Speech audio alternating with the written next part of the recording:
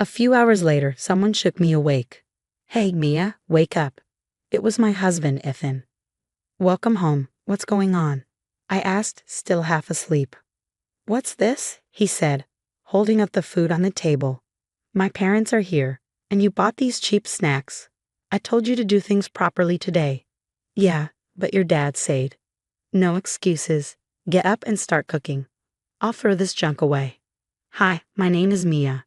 I'm 28 years old and work in an office. I used to date a guy named Ethan. We met on a blind date, and he was so charming and funny that I fell for him instantly. He was sweet and caring, and a year into our relationship, he proposed. Of course I said yes. I loved him deeply. My parents liked him too and gave us their blessings.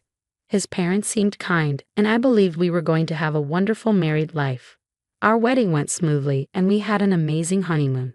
Starting life as newlyweds felt like a dream come true. Then, I got pregnant and my happiness grew even more. I felt like I was living the happiest chapter of my life. Ethan was thrilled too. "I'm going to work even harder for our family," he said proudly. But Ethan's idea of working hard turned out to be different from what I expected. Even as I dealt with morning sickness, he started working late every day to earn more money. I was nervous about being pregnant for the first time and wanted him to spend more time at home. But I couldn't bring myself to say it. He was working so hard for our baby and me after all. By the time I reached my 6th month and my pregnancy became more stable, I decided to take some time off work for maternity leave. I thought it would help me rest, but Ethan seemed to think it meant I was sitting around doing nothing. Before, we both shared housework since we were both working. When I got pregnant, he even started helping out more because he cared about my health. But as his overtime hours increased, he stopped helping entirely. Suddenly, I was expected to do everything on my own, and it was exhausting. One day, he came home early, something that didn't happen often. "Oh, you're home early today. Welcome back," I greeted him. "Yeah," he said. "So, what's for dinner?" "I'm sorry, I wasn't feeling well earlier and just got up. I was about to start cooking," I explained. "What? I come home early, and there's no food ready.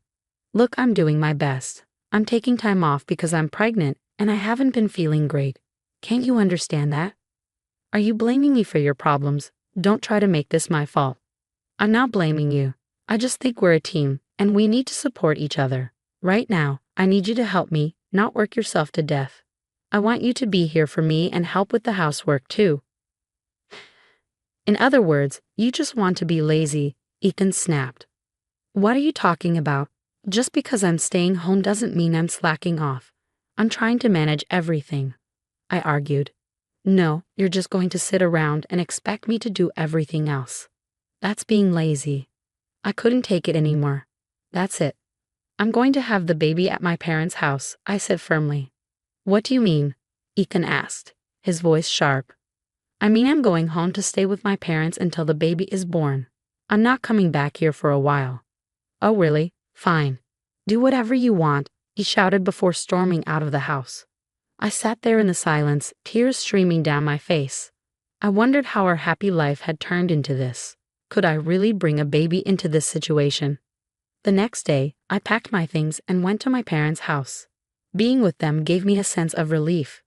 With their support, I was able to rest, and my stress started to fade.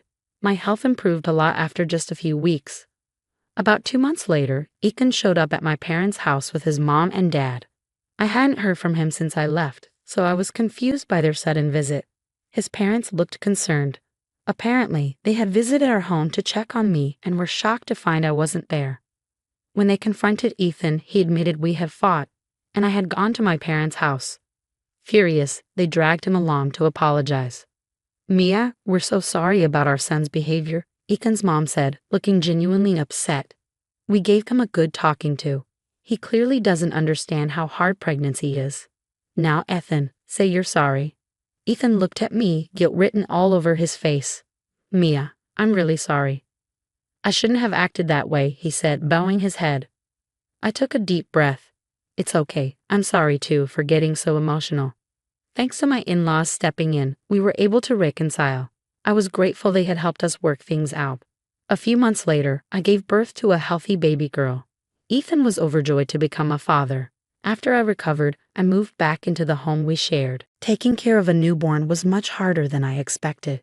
Our baby cried a lot at night, leaving me completely exhausted. I hardly got any sleep, and my days were packed with housework and taking care of her.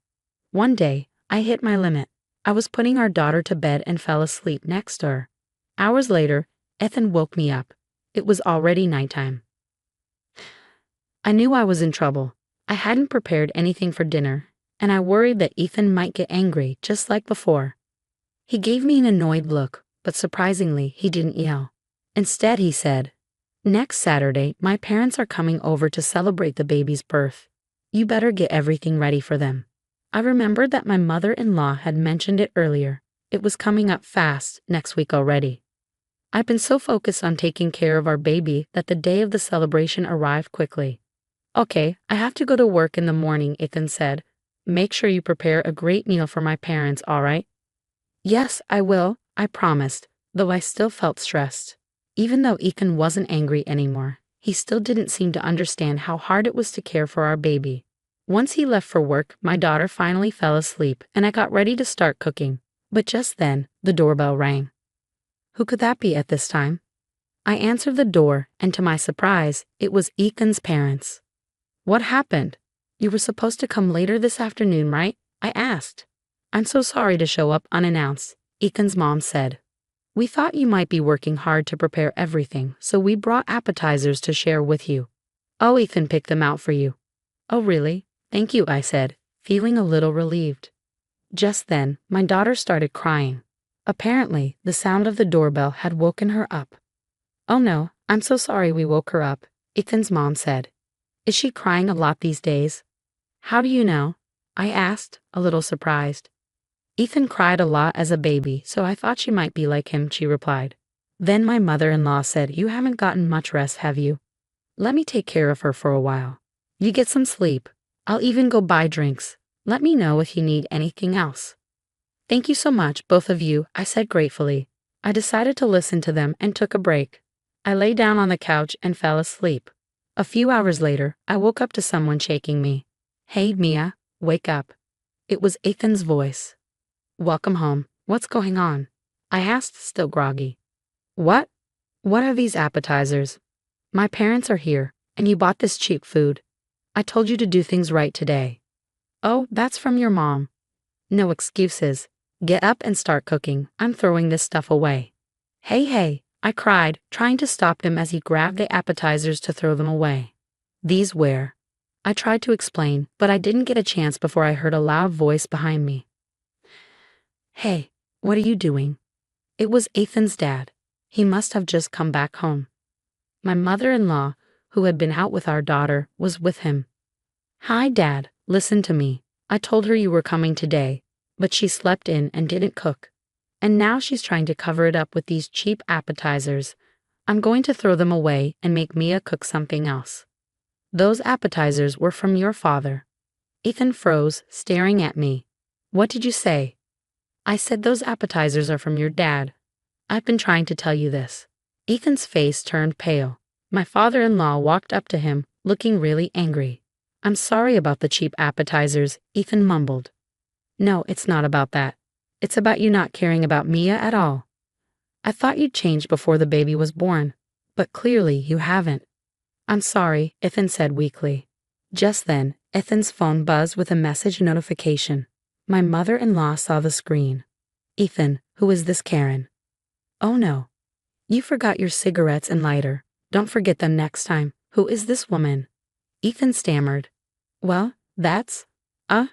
who is she? What's going on?" Ethan finally realized there was no way out. He confessed to having an affair.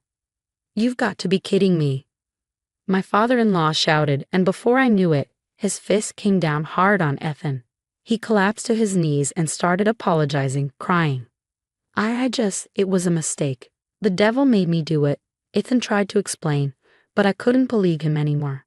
"I can't do this anymore. Please, let's get a divorce," I said firmly. "Oh no," my in-laws said, looking shocked. "Of course you should get the divorce. We're so sorry for what our son did to you." They apologized. "We'll make him do whatever you want for the divorce," they added. After that, my parents-in-law took Ethan out of the house and left. A little while later, they returned with the divorce papers. They told me they had forced Ethan to confess everything. The woman he was having an affair with worked with him, and apparently they'd been together since I was pregnant. While I was dealing with my pregnancy and morning sickness, he'd been sneaking off to meet her. I filed for alimony from both Ethan and his mistress, and also demanded child support from him. Since my in-laws were on my side, Ethan couldn't refuse. He agreed to everything. So we got divorced. Ethan's parents promised to keep him in check and make sure he took responsibility for his actions. As for me, I went back to my parents' house. With their help, I returned to work. My daughter grew up happy and healthy, and her sweet smile brought joy to my life every day. I'll keep working hard to take care of her and provide for her future. Thank you for watching. If you liked this story, please subscribe to the channel. See you next time.